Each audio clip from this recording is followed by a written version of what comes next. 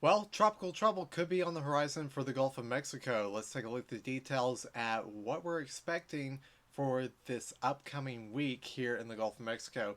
That's right, if you've heard through social media, there is a chance for some tropical development in the northern Gulf of Mexico. The National Hurricane Center in this graphic has outlined an area of interest, and what's interesting about this area of interest is that it's over southern Georgia right now, and it's expected to move into the northern Gulf of Mexico by the end of this week. Right now, they're giving it about an 80% chance, likelihood of development into some form of tropical system.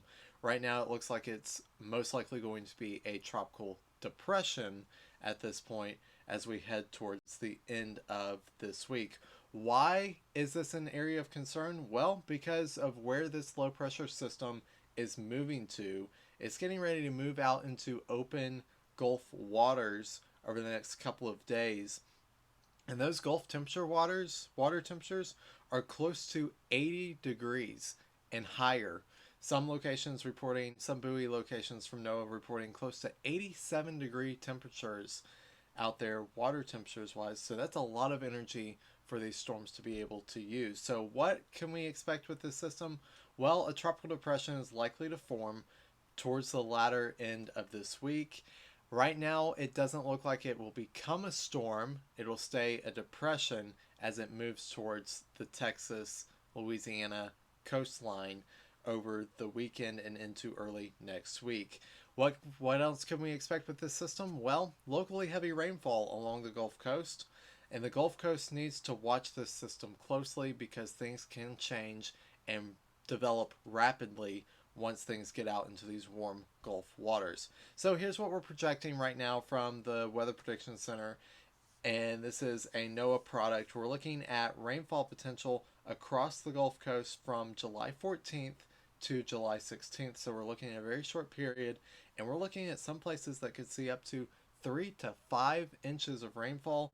Mobile, Florida Panhandle, you're looking at possibly 2+ inches of rainfall over that time period of about 2 days. So, what's the main message here tonight? It's don't be scared, be prepared. Have an emergency kit.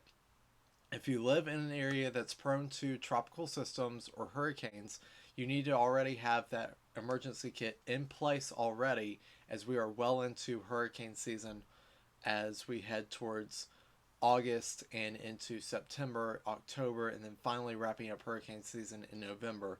Know where you live. Know if you're in a flood prone area. Know if you're in an evacuation zone. Know what county you live in case warnings are issued for where you live. Have an emergency plan. Make sure you and your family know what you're going to do if a tropical system or a hurricane were to hit your area. Always good to have an emergency plan in place. Check with your National Weather Service office regularly. Make sure you check for updates from your local media and from your local NWS office.